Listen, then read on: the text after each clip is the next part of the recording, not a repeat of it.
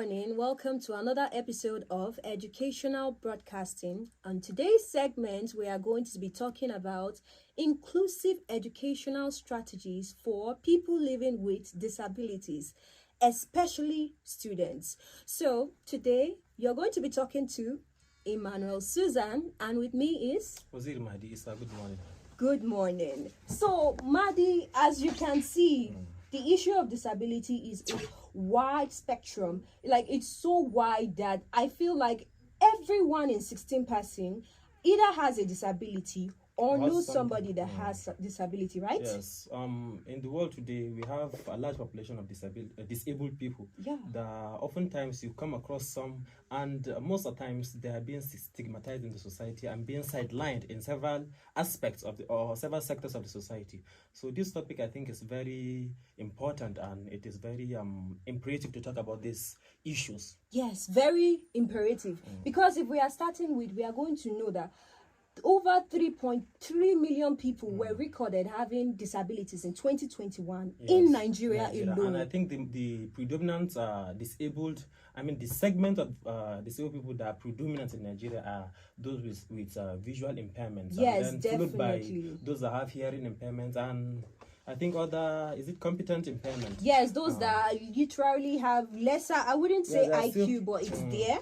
And then we have physical as you said. People, yes, physically disabled people. They are everywhere in Nigeria. And even in classes today, although there are very few those that come to study to reach to the stage of attending universities, you find one or two people that are kind of disabled in classes. And let me go back to what he said, very few. He said very few. Now, that's why we are going to talk about this topic today. Why are there very few? If the statistics is saying that there are over 3.3 million people, Nigerians, with this disability, why don't we have them in classes? I think the reason for this is first, as I said, is the issue of stigmatization that we have. Yes. And there is little or no planning by the government to include them in the educational aspect and several other sectors that we have. Yes, sectors like even the banking, the health system. It's like it's not all inclusive. It's not accommodating for them. It's actually quite disheartening and embarrassing. And not only in Nigeria, these kind of things happen all across the world, but most especially in Africa and in Nigeria in particular.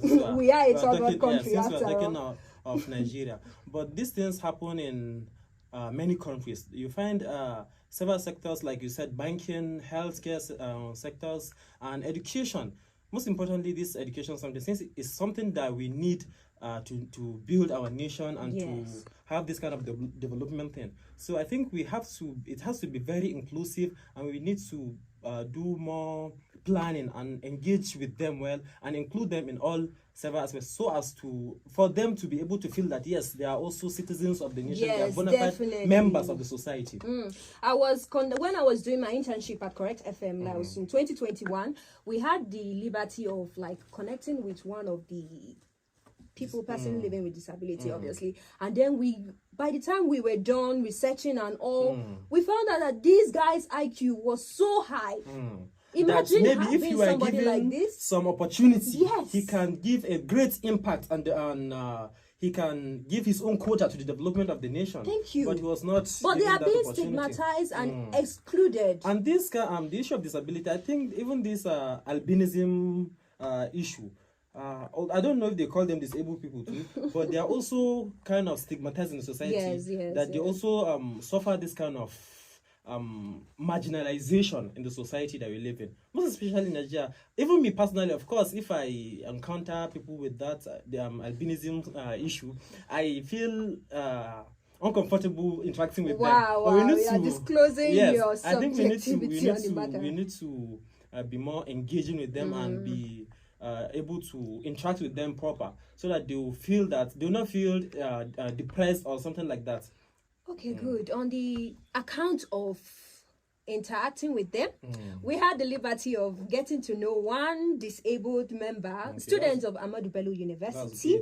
We got to learn about him, and that will be disclosed in the next few seconds. My name is Yusuf Shuaibu. I am from Ikara local government, Kaduna State. I'm a student of Ahmadu Bello University, Zaria, Faculty of Social Science, Mass Communication Department. Okay, I was got this right from my childhood.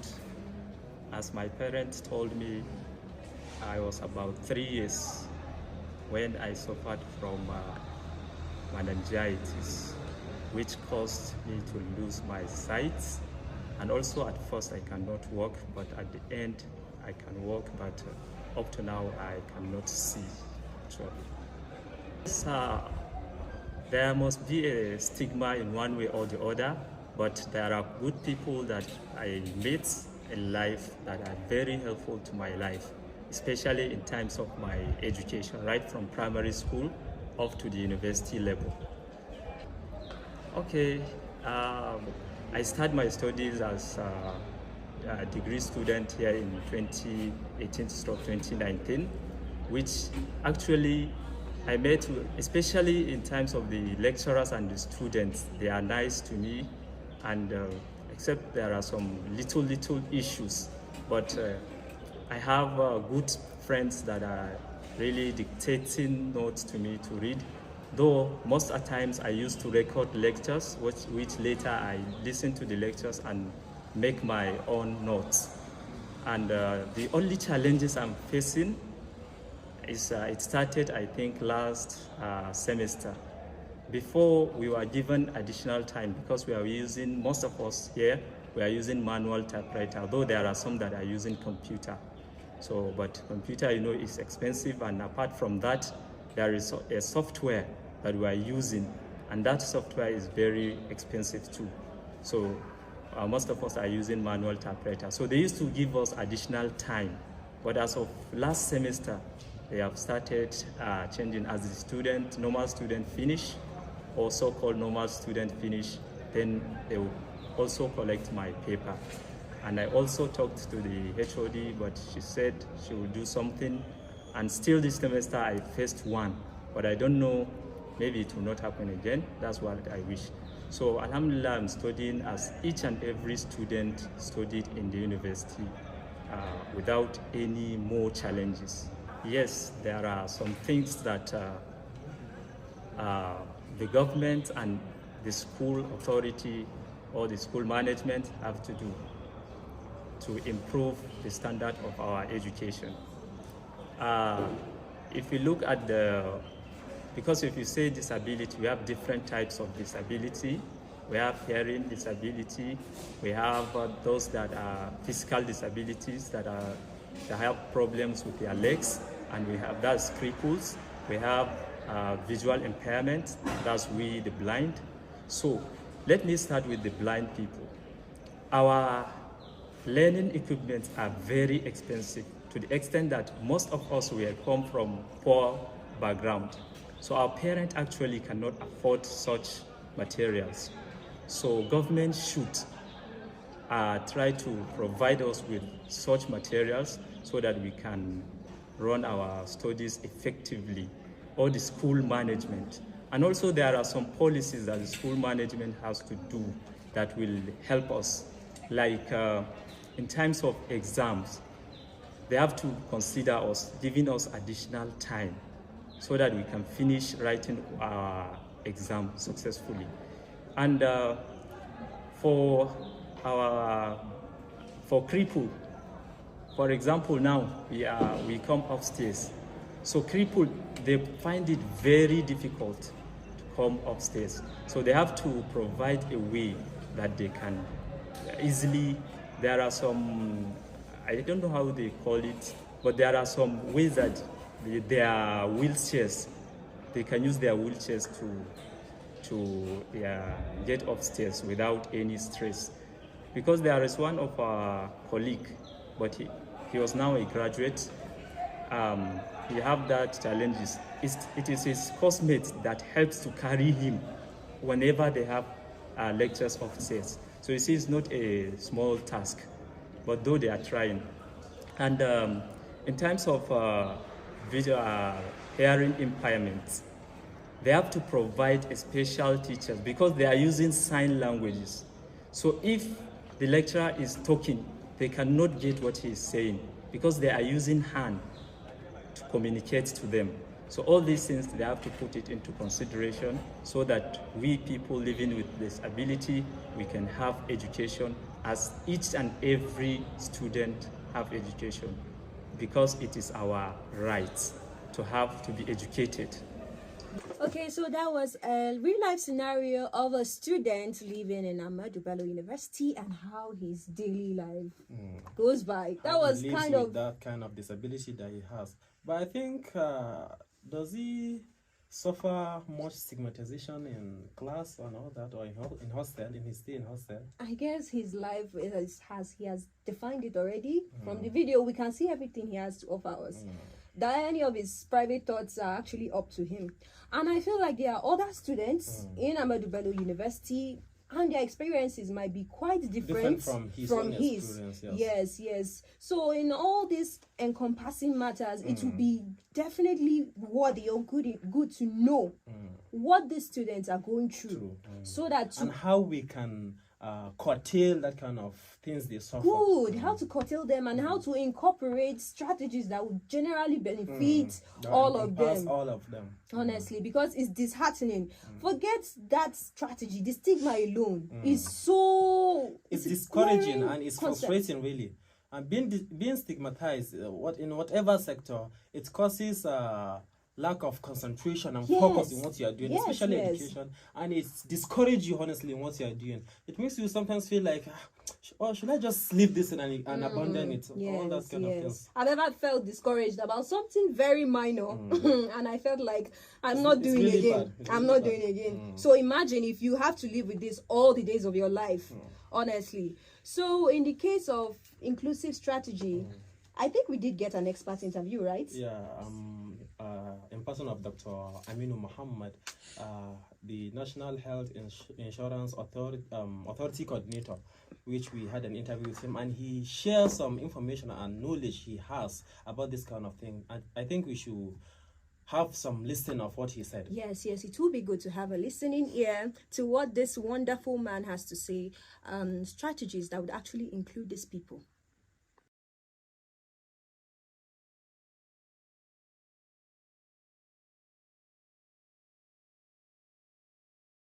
Okay, my name is Dr. Aminu Mohammed.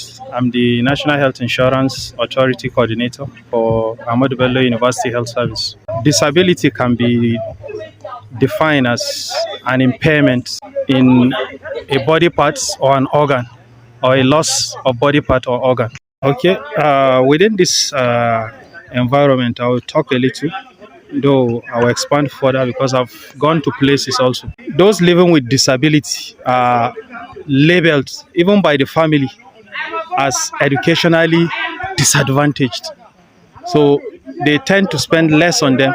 The highest, most of them, you discover the highest they go educationally, highest is secondary school. A lot of them, except they are from maybe a background that you have enough elites. That's when they push for them to go through higher education, because the disability can be in different form, especially those that are visually impaired, and then those that have hearing impairment are also looked at as disadvantaged education-wise. Then there has to be a plan for them. If you look at the national planning, there's nothing like visually impaired. They are not even captured in national planning, so they are stricken off. For example, let me take you to use of ATM machines. If you are visually impaired, there are some things that you'll be denied. Initially, they captured biometrics, but later it was taken off. Also, when you have hearing impairment, there are certain things that you cannot differentiate, especially social-wise. So there's no social development programs, or let me say, those that are living with disability. Yes, from inception, they should be included in planning. Okay. Even within universities, I've been part of Senate meetings. There was nothing actually discussed in terms of people living with disability. You have to create that for them. But first of all, I will say something. Whatever you are doing, has to do with budget. From inception, they are not usually captured in the budget. There's no plan for them. Okay, so that was Dr. Aminu Mohammed, and he gave his own insights on inclusive strategies that would actually benefit people living with disabilities, especially the students. Now, one interesting thing he said that struck out was provision of planning for them. I believe he said there is no planning to begin with that accommodates these students. Disabilities. Yes, so what can you even say about this generally? I think maybe there are. Maybe I'm not an expert in this, but I think there are several things that can be done, that can be incorporated to bring this kind of inclusivity and plan for the well-being and kind of smooth learning system for the students that suffer this kind of disabilities, from the part of the school itself to the government agencies at large. So all this kind of, there are several things that needs to be done really. So as I was saying, there are several things that can be done to bring about this inclusivity or inclusiveness, and plans to improve the learning of people with disabilities in schools, especially.